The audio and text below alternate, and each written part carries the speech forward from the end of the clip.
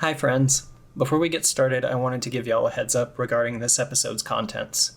The newest entry in the Texas Chainsaw series features a character whose backstory involves a school shooting.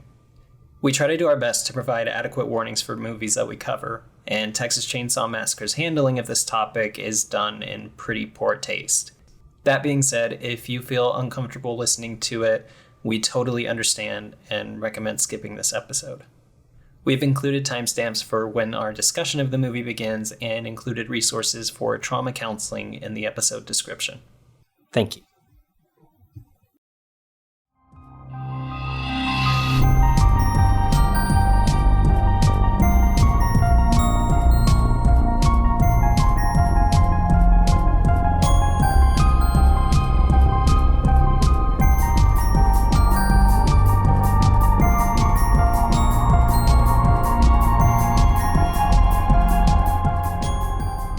Hi, welcome to Monster Masquerade. Today, we're not covering an entire series.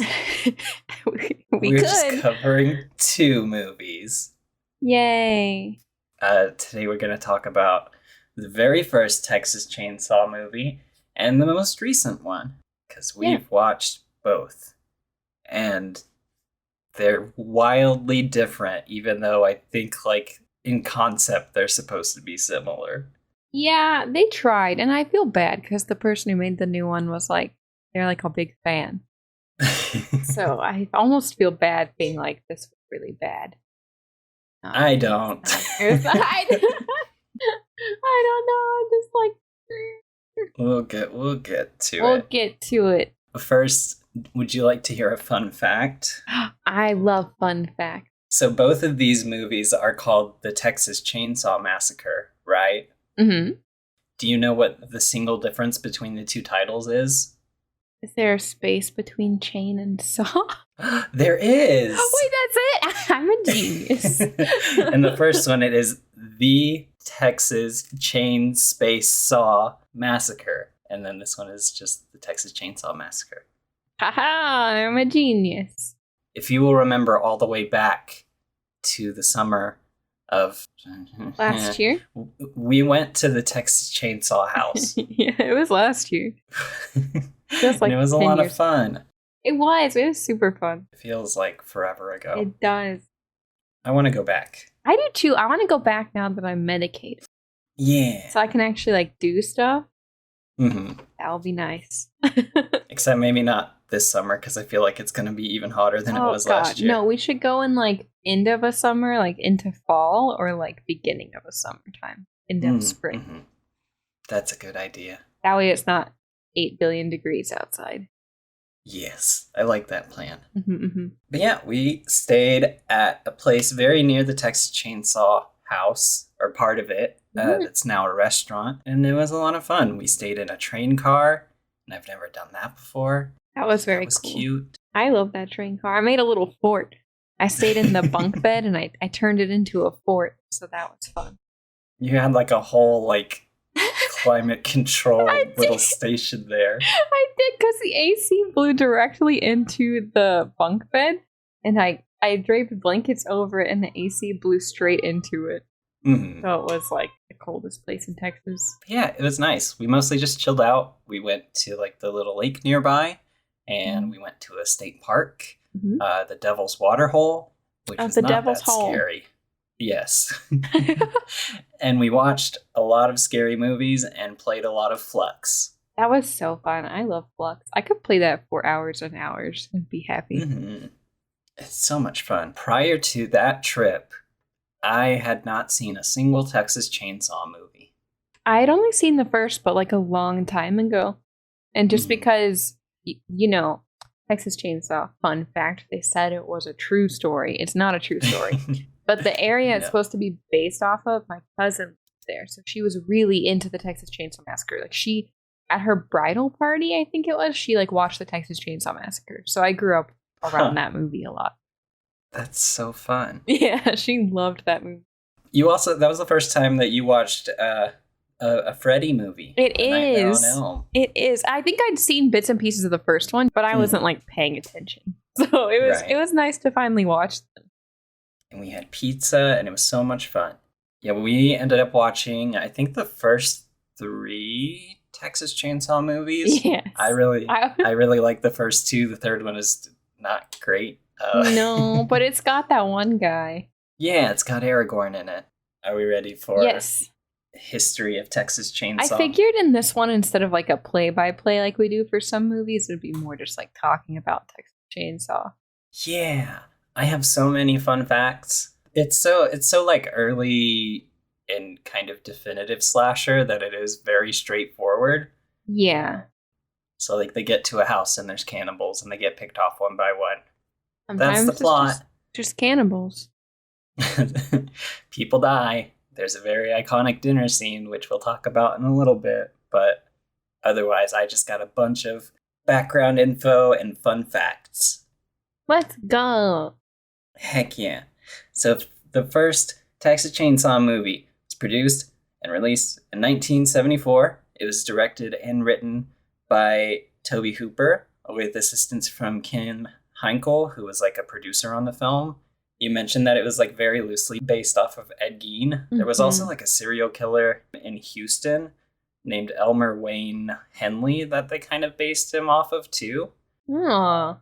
But that's pretty much it as far as like the serial like killer element goes. Yeah, you know what's funny is when I told people I went to the Texas Chainsaw House, or like I got a shirt from there and I'll wear it to work sometimes because it's just like really comfy. Mm-hmm.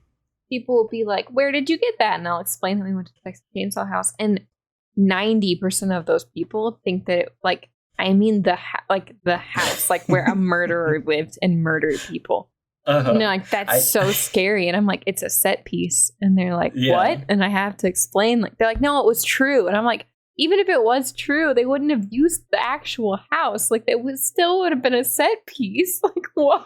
Yeah, no, it was just a random house in Round Rock, Texas, which is like 2-ish hours from the capital. My coworker also had had trouble understanding. Like, I kind of think she thought it was a found footage movie type thing, honestly. That's so funny.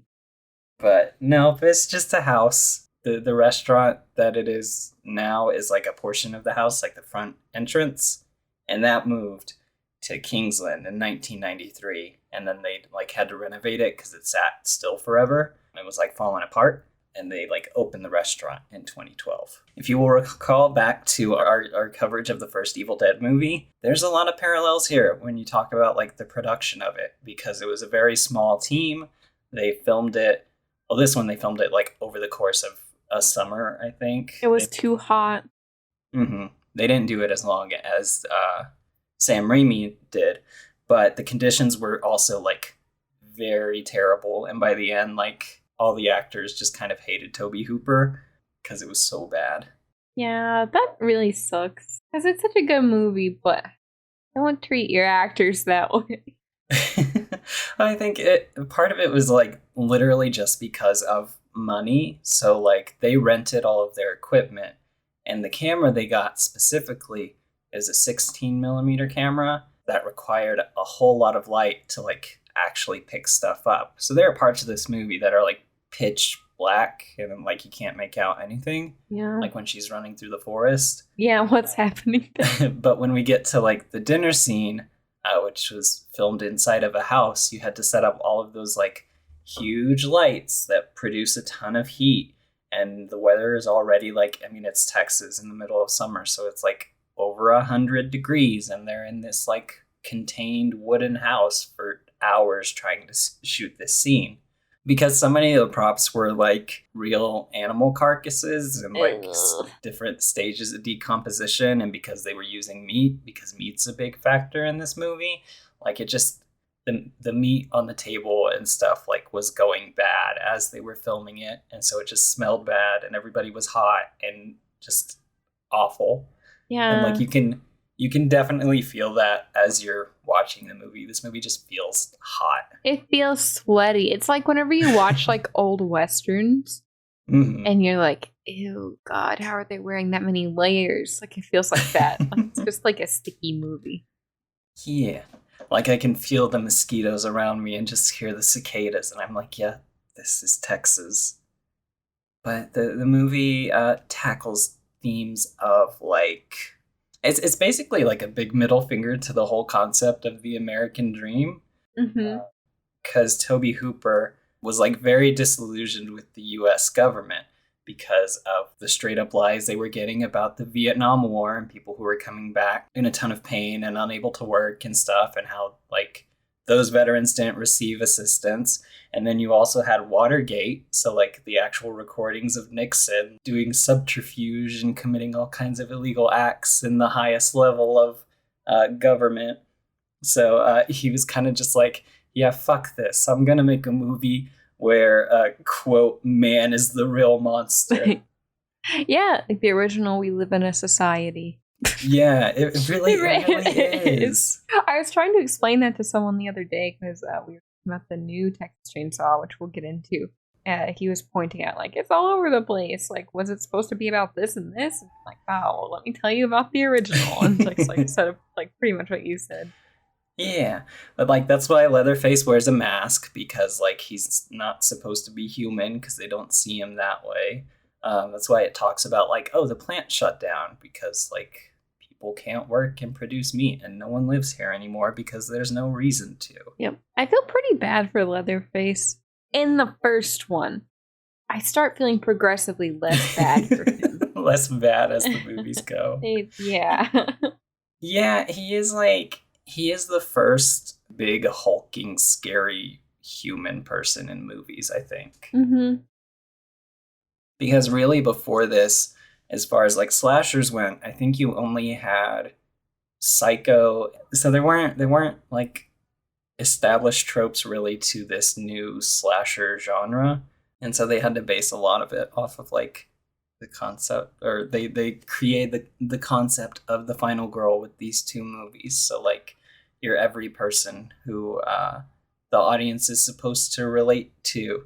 And then there's a very interesting book, Men, Women, and Chainsaws by Carol J. Clover. I think she's like a film critic. I started to read it, but some of the ideas are like very, just by the nature of the title, like very steeped in gender, and I feel like a lot of it is kind of outdated.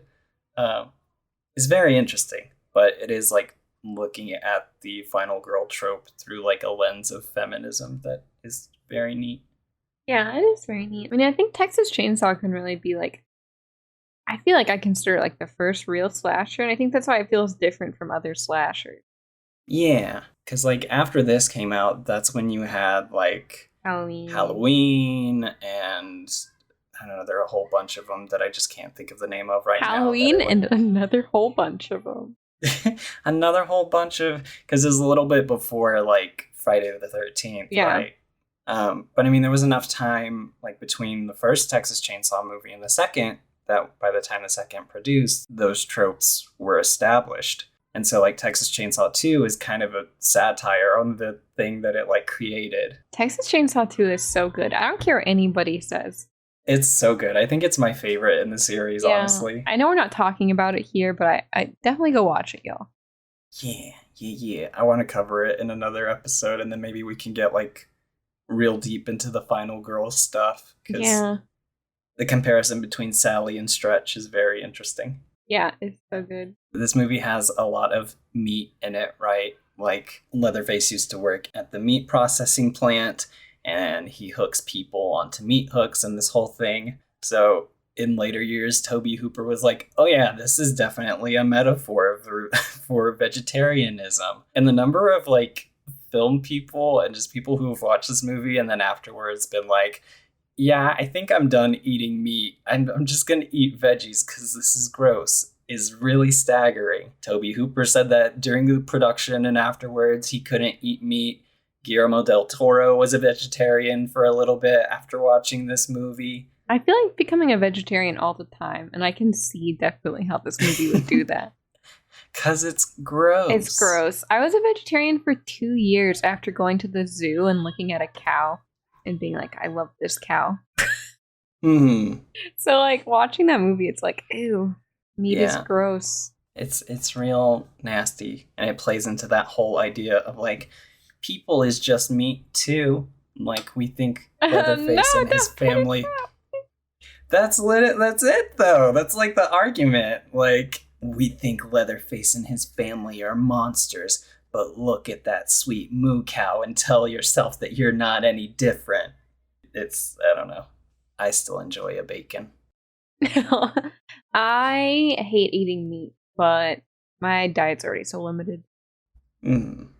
But I would never eat people. I'd like to make that clear. Yeah, no, I wouldn't either. I would not eat a people. Do we need to specify that? We would not eat people. We would not eat people on this podcast, okay?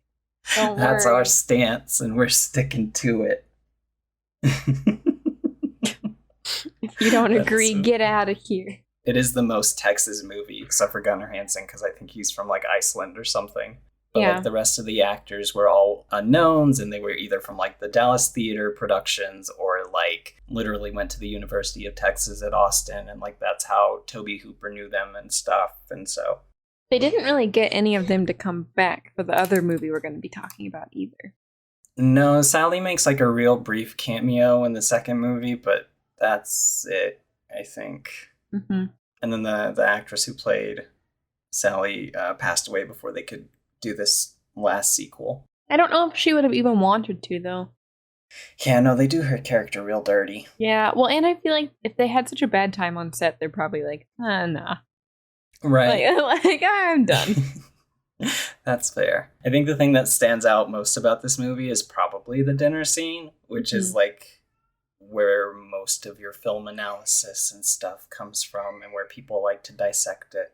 There are children screaming in the background and it's adding to the ambiance. Yeah, my sister's singing in the background. There's like screaming children. This is a very haunted episode. Like you said, Leatherface is a very sympathetic character in this first one. Mm-hmm. And he is essentially like filling the role of the motherly figure who is supposed to feed everybody and is constantly berated by the father figure. Yeah. It's weird because they're both his brothers and then it's grandpa. So like, I don't know, they're awful to him. Nubbins. Yeah. Nubbins and what's his name?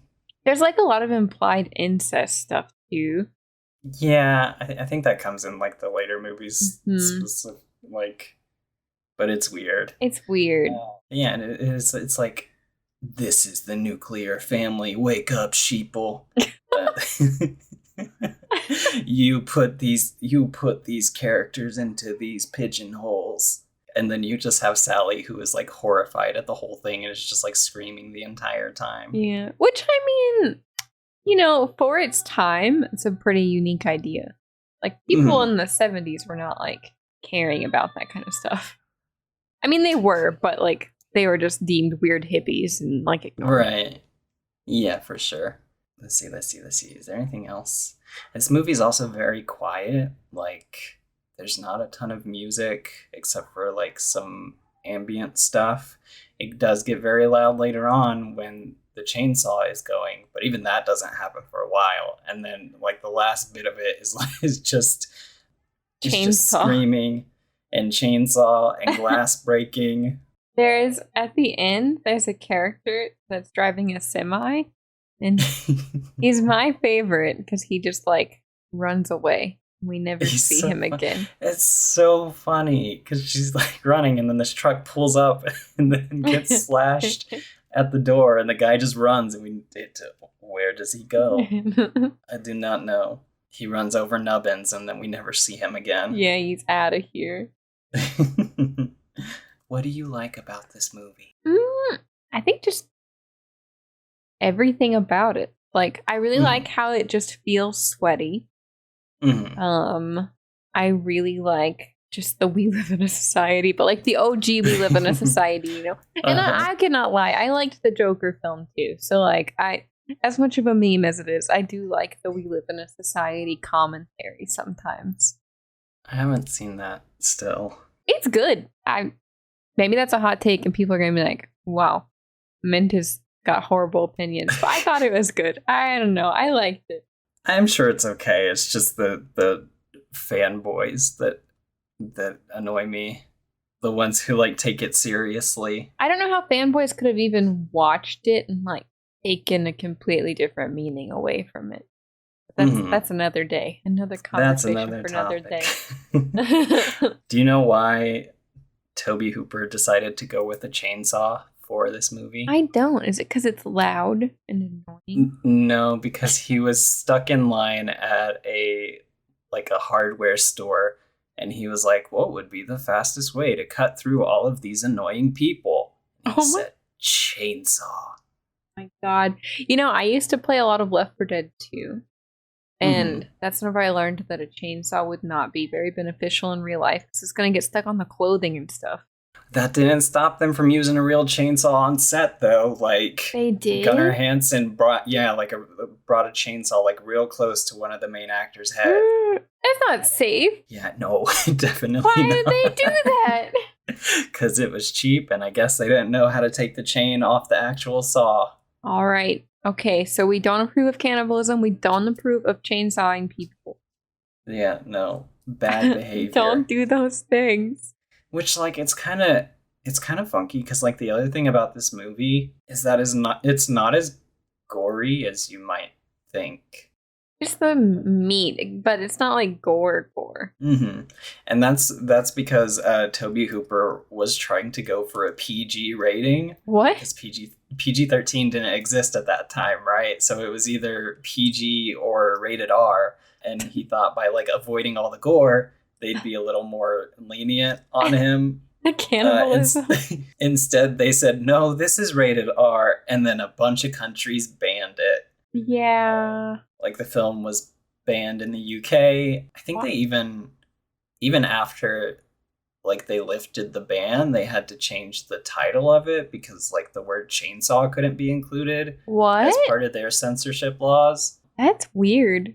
Yeah. Why was it banned? It was just this movie was super controversial at the time it came out because it was just seen as this depraved thing. How people freaked out when Hostel came out or the first Saw movie? Yeah.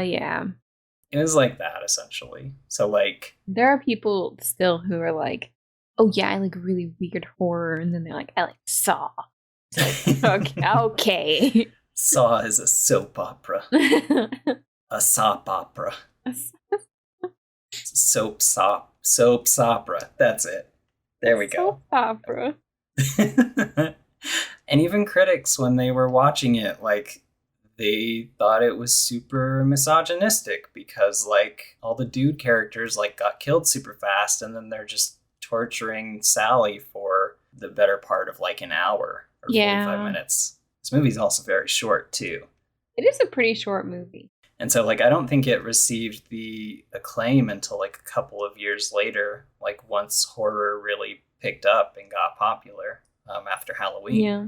And I think too a lot of people probably believed it was based off a true story because it does feel like it could I could still to this day I could be in the middle of nowhere and find a house that looks like that with a weirdo family in it. But yeah, I get why people were no. Yeah. But eventually people liked it because it's super good. I think it's just done really well. It's simplistic, but that's not... I think we've said that before. Simplicity can be a really good thing if it's done Simplicity really is my favorite. Things that are simple, they're always better. Yeah. Just always. I can't think of something that didn't push the envelope by just doing what's gonna work and not trying to add a bunch of weird stuff. I think pretty much if you're looking at the grand scope of the series, the first two entries are seen in a pretty positive light, and then it gets kind of mixed to downright negative in some of the later ones. What's the second one rated on Rotten? Texas Chainsaw Massacre Part 2 got 47% from critics and a 44% from the audience. That's wild. Yeah, I mean, it's so not good. Bad. It's not bad. Because for older movies, prior to the internet, I think you can literally just submit old reviews that people find. Oh. So maybe that makes sense. Yeah, maybe. Texas Chainsaw is a very good movie. Yes. I will briefly touch on how wildly the concept of the final girl changed even from the first Texas Chainsaw movie to the second one. Because, and I mean, there are some qualities that overlap because a lot of it deals with the idea of purity, right? Yeah. Characters have to be celibate. Sally's not doing the do or making out with her boyfriend so she doesn't die, and Stretch is just not interested in dating people. So they're clear on that front. But like in Psycho and in the first Texas Chainsaw movie, like the solution is to like not act in violence. Like Sally just runs away and is kind of traumatized, and that's the end of the movie. Like she gets away, but is she really going to be okay? The newest movie says no, she's definitely not okay. Gonna need some therapy. Right. But like Stretch in Texas Chainsaw Part 2 is real fucking scrappy. And like she will fight back and claw and tear, and she will even like make use of her like sexuality to confuse Leatherface, who is like a emotionally stunted individual. Yeah, it's a very odd, but it's good. Yes. It's taking me forever to read that book, but I think it would be really cool to do like a deeper dive on the final girl trope eventually. True. Definitely. We can talk now about the new one. God, the new one is such a mess. Let me change to my notes. Oh boy, look at that. It's only half a page. If the first movie is like an intentional, like, fuck you nationalism type thing, the second one is like just kind of centrist, like apologies throughout the entire thing. It's so like the Democrats Texas Chainsaw Massacre. It's weird. We'll get into it. So, as far as like production stuff, the newest movie was directed by David Blue Garcia, who I couldn't see like a ton of other credits when I looked him up. I don't know what he did before this. Interestingly enough, to tie it back to The Evil Dead, the writer of this movie and the original like producer, like the people who came up with the story, are the folks who did the 2013 Evil Dead sequel. And both the like Don't Breathe movies. Oh, those are good. Those are messed up. So it's Fede Alvarez, and he's kind of a weirdo. So yeah, I guess they came up with the story, and then Chris Thomas Devlin like wrote the rest of it based off of their skeleton, and it just kind of fell apart. This movie's a mess, and I don't know. I think my biggest hiccup with Texas Chainsaw Massacre 2022 is that I legitimately can't tell if it is being self-aware and like a little satirical, because there are parts of it that definitely feel like campy and like are trying to say stuff about like requels and, you know, legacy characters and all of this like these political subjects. There are parts of it that like it feels like an effort is being made, but I can't tell if it's like just being done poorly or like if it is intentionally bad. Yeah, and I think like they saw how well the new Halloween's did. They saw the new Scream kind of came out around the same time, but it did really well. So it's like this should have been good, but then it was just and there's going to be another one. Like they got approved for another one. Did they? I couldn't tell if they had or not, or if it was still up in the air. I'm pretty sure I saw somewhere that like yes, there's going to be another one. I know they want to because they tease in the Marvel mid credits that Leatherface is going home. Oh. But yeah, this movie is about a group of. It takes place 60 years after the original, so it's supposed to be modern times. They got a self-driving car and everything, but a group of hipsters are moving to this small deserted Texas town so that they can gentrify it and have like their own little hipster commune. Yep. Like, and it's not even like a hippie commune or like socialist or anything. Like they're legitimately just trying to make money and like have a bunch of like shops. Yeah, it's just like rich kids being like, let's make a fun little town for other rich kids. Right. So like this group of friends shows up because they are trying to make sure everything is set before a party bus full of potential investors arrives. Which are also from the bank. Kids.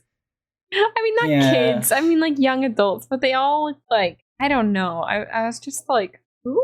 let me ask, could you buy a building and start your own business right now, Mint? Oh no, definitely not. But I guarantee you there are people from Austin who look and act like that that can. They're definitely Austinites. Yeah, they were for sure from Austin.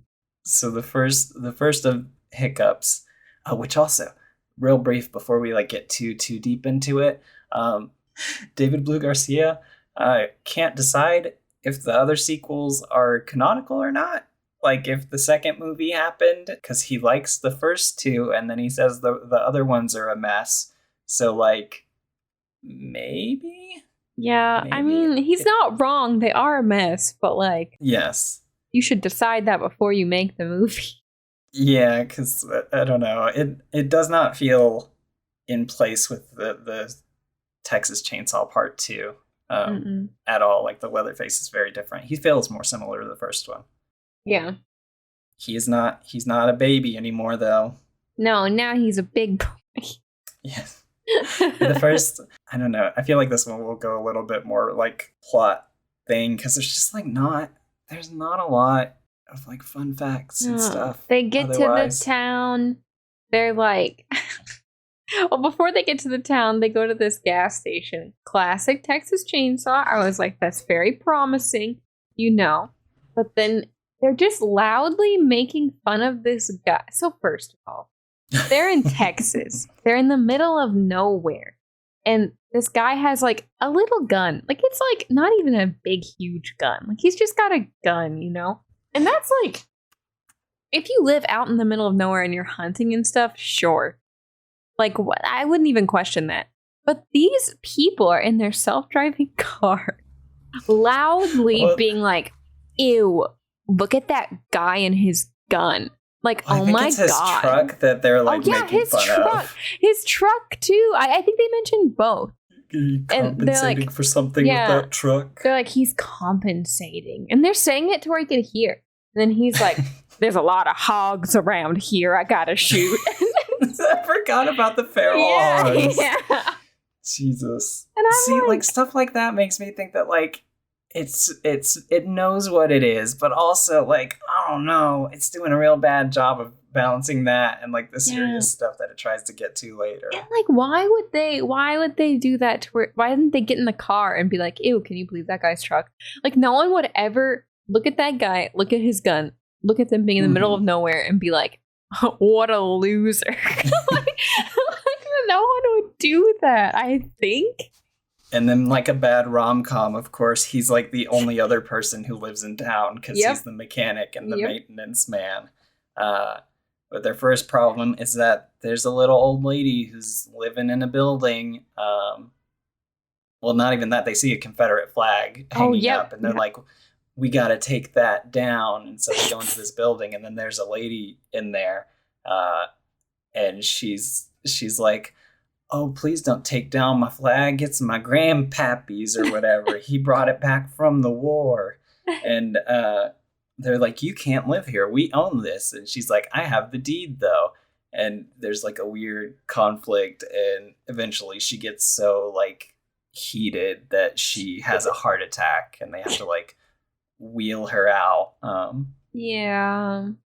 And that's the inciting incident. They give this old lady a heart attack, and then her son picks her up. Her big adopted son, Leatherface, picks her up. He's not wearing the mask yet, but he picks her up and puts her in the ambulance / fire or sheriff truck, whatever. Yeah, like a truck thing. And they go, and she dies, and he gets real fucking pissed. Yeah, he's really mad. And then that's why everybody dies. Yeah. He loves his not real mom. I will say the one like good thing they do about this movie is the gore and like practical effects. Like that's some real good stuff because he like snaps the deputy's wrist and like jabs him in the throat with his own bone. That was wild. The gore was really good. The gore was really good. So strong. How is he so strong? I don't know. And like he's been lifting Leatherface at the gym montage.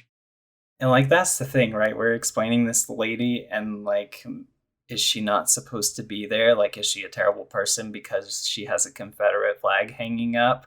It turns out that she's right, and she does own the land, and she has a deed to it because they break into her house later, and they just happen to not buy this one building. So it's like, oh, don't you feel silly for judging the little old lady? It's like, no, not I don't. Not really?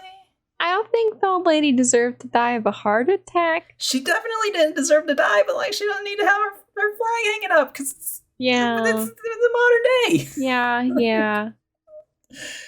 I don't know. Leatherface crashes the truck and kills the 2 police officers, and then he tears off his mom's face so that he can have a face mask. There's a lady in the car too. He kills the sales guy's partner, who doesn't have a name. Like, I think it's literally like, I think his name is Derek. Is that right? Or Darren? I don't remember their name. But like in the subtitles, she's literally just called like Darren's partner. Yeah. Like she doesn't get a name. She just goes there to like die because she's trapped in the car and she has to play dead, but then she's not. So then Leatherface has to like actually kill her. And then he walks, I don't know how many miles back to town to kill everybody else. He walks so fast. He gets there that night and it was already kind of like sunsetty time. Uh-huh. And they drove there. So I don't know. Teleportation. I don't know. He's like Jason. He walks really fast. He just, maybe because he's so big. I don't even remember how does she get a hold, because she tries to use the radio to like get help, right? Is that how she dies? I think he just finds her after that anyway. I think he just looks at her. But she manages to get the attention of Sally, who decided to become a Texas Ranger, and like for the sole purpose of hunting down Leatherface, who she calls him Leatherface. Yeah, that's weird. She calls him Leatherface. That's weird. That is weird.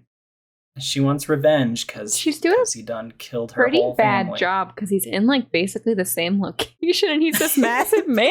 It took her 60 years to find him. He just sits around being massive. I feel like it's not that hard. He's in walking distance of his old house. Yeah, I don't feel like it's that hard to find him. I don't know. So she's like a Laurie Strode in the newest Halloween movies, where she got real good with a gun, and by God, she's gonna kill that man if it's the last thing that she does. He tore off his mom's face over the radio, I think, and she goes to the town to go find him as like the huge storm clouds roll in. Meanwhile, party bus time. Well, right before party bus, because the sales guy finds the deed. And the sister feels real guilty about it.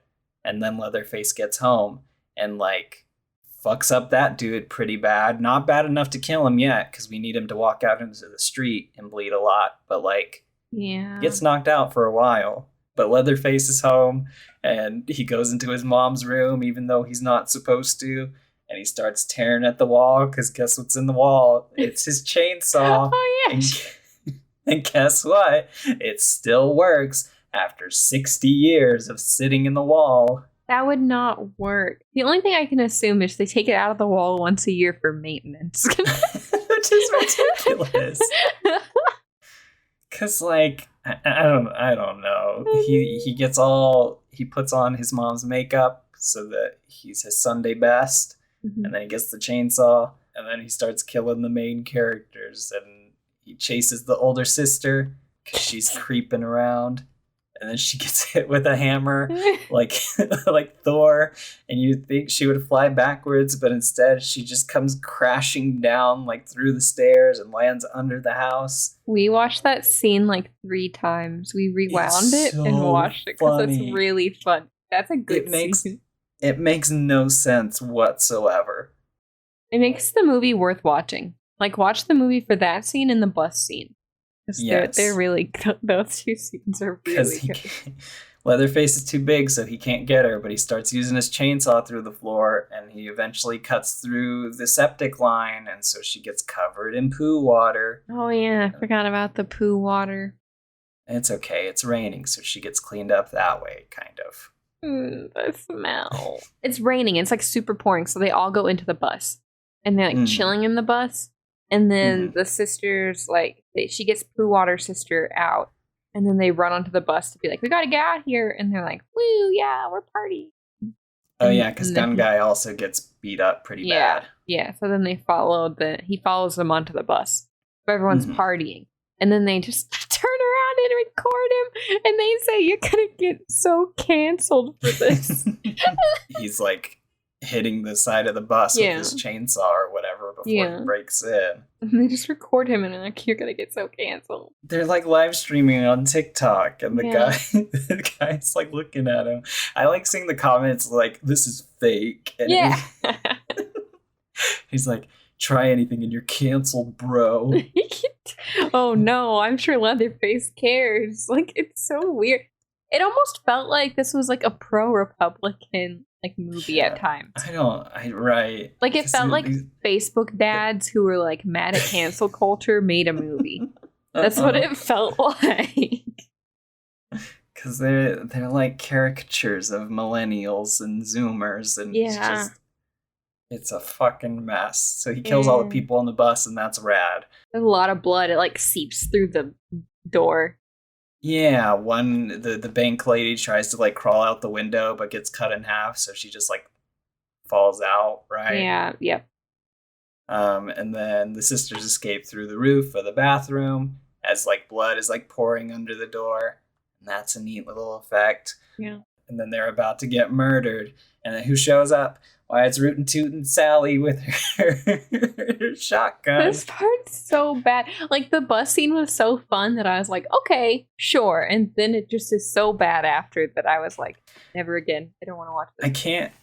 I can't remember. I think she like tries to shoot him and then immediately like goes flying backwards from like the shotgun's recoil. First she's like, get in the car, you'll be safe, and then locks them in the car. Oh yeah. And then gets out, and I was like, ma'am, they could have escaped. Drive them away to safety, you weird lady. Oh, she does not. She just locks them in the car and then gets out of the car. Laurie Strode would never. And she misses her shot with the shotgun.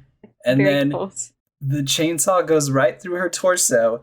He picks her up and like revs the chainsaw while she's on it, like in the air for a good like 10 seconds before he just like throws her off. Yeah. This lady really sucked. Like, she tried to find him for 60 years. He's a tall person living in the same house. And then she misses the one shot that she had. Like, she was point blank. She's been training her whole life. And then just, oops. Oh, God. I don't know what the point... Like, she literally gets thrown into the trash. Yeah, like, I don't know what the point of that was. I don't know. It kind of ruined the movie for me, though. Right. Like, I was just like... And then I think they start to drive, but he uses the chainsaw, and so they crash, and then the sister gets stuck because she's pierced by, like, rebar. She's got, like, a thing going through her. It's pretty brutal. You know, she's pinned to the garage, and the sister gets out, and Leatherface is gone, but she walks over to Sally, who's still alive for whatever reason, and is like, there's one shot left in this shotgun. You can take it.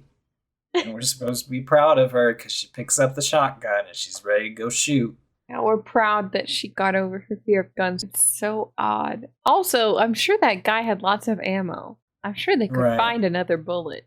Because it was like an AR, right? Yeah, he had like an AR. But let's use the single shot shotgun. I'm sure you that only that'll got work. one shot. Do not miss your chance. No. It has the same message kind of as Hamilton. Yeah, a little bit. It feels like Hamilton, the Texas Chainsaw musical. Does he take the older sister, or does he just walk into the movie theater? I don't remember what happens there, because at this point I tuned out. My brain went to a different world until the ending. There's a part where they're in a movie theater. That part's kind of... I like the tension in that scene. There's a pool. Why was there a pool? I think it was like a sinkhole thing, maybe. Oh, okay. But there's like a bunch of mannequins covered in cloth and stuff. Yeah, and that like is old cool. movie props. And the vibes in there were cool. Yes, she's trying to find him with her shotgun. And then he just like leaves the chainsaw on the ground so he can like flank her and then attack. And yeah, he's like a Resident Evil boss. Yeah, it's so he literally like throws a chain or like skids it across the ground and he like turns it on and like Beyblades it across the ground. Like, let it rip. And, Watch your gets ankles. her ankles or something, right? Yeah, and then there's like a water fight scene. She shoots him. Yeah. And then he pops out of the water and starts to drag her down. And then I think the older sister shows up. She chainsaws him or something. I don't. They imply he's very dead.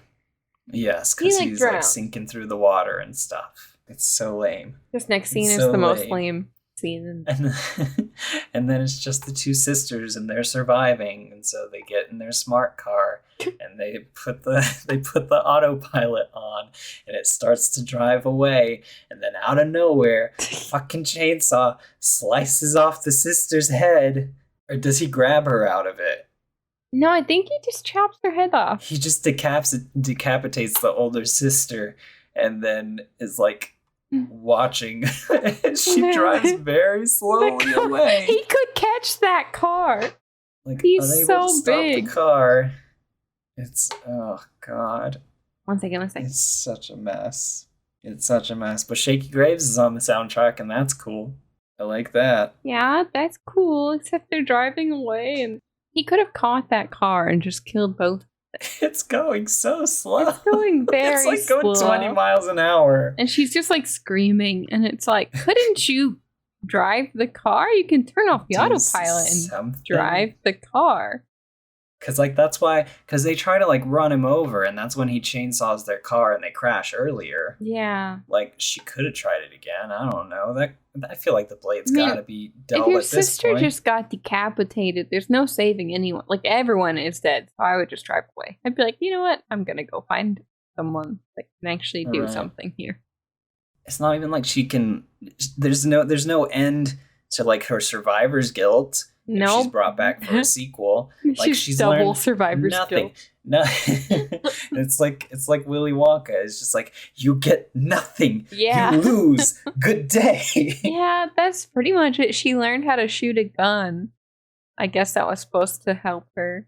And it didn't do anything. Yeah, gun does not beat large chainsaw man. So people didn't like this movie. If you can. I've talked to people who don't really care, and they're they thought it was fun. I know a couple people who are the jump scare at the end was so cool, and I'm like, huh? Okay. I felt so unearned. It made me angry. Yeah, I hated that I jumped. I was like, screw you. I was so mad. I guess they're getting a sequel. We'll see. We'll see what happens. What are they gonna do? I don't know. Is he gonna become Michael Myers, where it's oh, he is the embodiment of evil? Because at this point, just go arrest him. Or something. I don't know. I feel like it'd be very easy to take it. Call in the big guns or something. Leatherface versus Tank. We're gonna get a crossover Halloween. Oh my god. Texas Chainsaw Massacre. No. Evil dies tonight. No. It's gonna be it's going to be in WWE when they bring back wrestlers who have been retired for 15 years and they're hey, you guys fight each other now. And then it's they're trying, but they don't have the same magic that they definitely have. Yeah. And it's not a very good fight. Oh, no. Anyways. Watch the first one. Movie a lot. Yeah. Yep. The first one is so good. And it's I don't know, because I've watched... You haven't watched any other Texas Chainsaw since, those, right? Just the first 3 and then this one. Well, I've seen one of the remakes, I'm pretty sure. I did. The Jessica Alba one? Yeah. Yeah. Not a fan. So, I watched that, and it's fine. It's not too bad. And then I watched, Texas Chainsaw 3D and Leatherface and stuff, and it's just... The series definitely does kind of crap. It does kind of crap out. What else can you do? It's one of those where it's what else can you do? He's got a chainsaw. There's stuff you could do, and I guess they just haven't. They had all this time to do the things they probably could have done. I think it's done. It's time to call it. The Illuminati's in the 4th movie. What?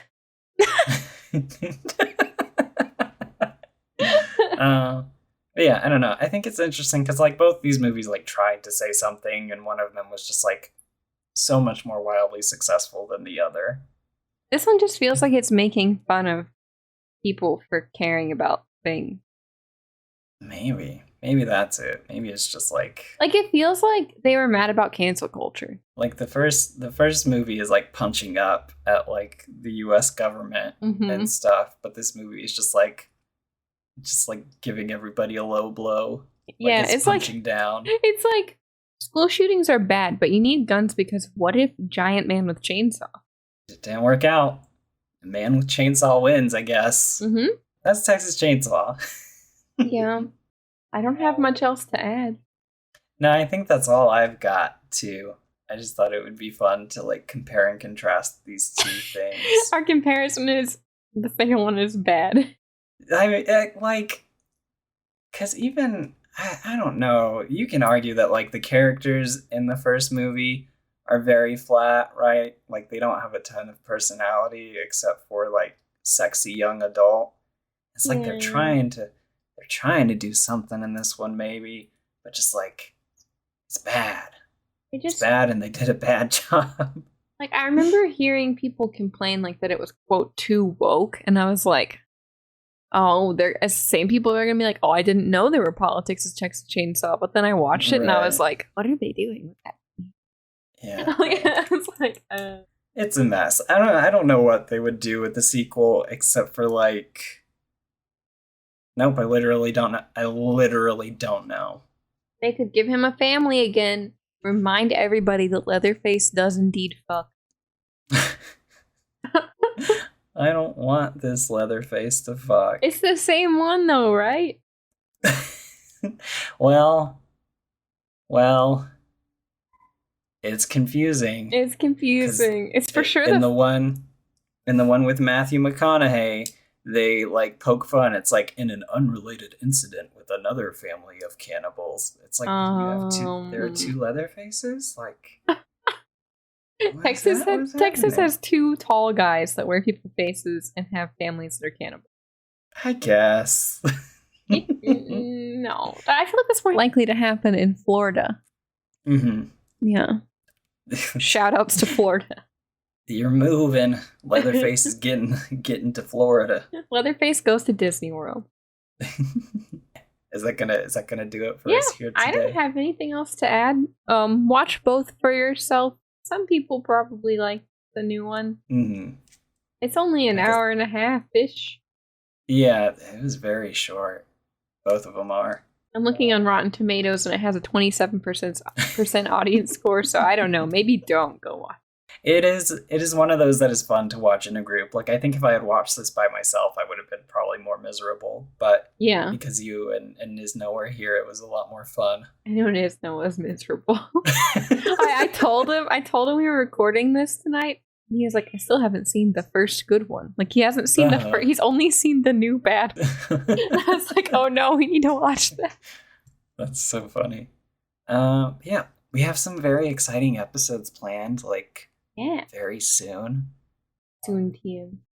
So be on the lookout for those. We will see you in the next episode, yes? Yes. Soon. Okay. Bye. You have been listening to Monster Masquerade. If you enjoyed this episode, be sure to let us know somewhere on the internet and consider sharing the show with a friend. If you have a suggestion or topic you'd like to see us discuss, hop on over to our Patreon to unlock exclusive bonus content and do just that. And we'd super appreciate it if you could leave us a review on iTunes. It's the fastest way to help the show grow. You can find us on Apple Podcast, Spotify, or wherever you find podcasts.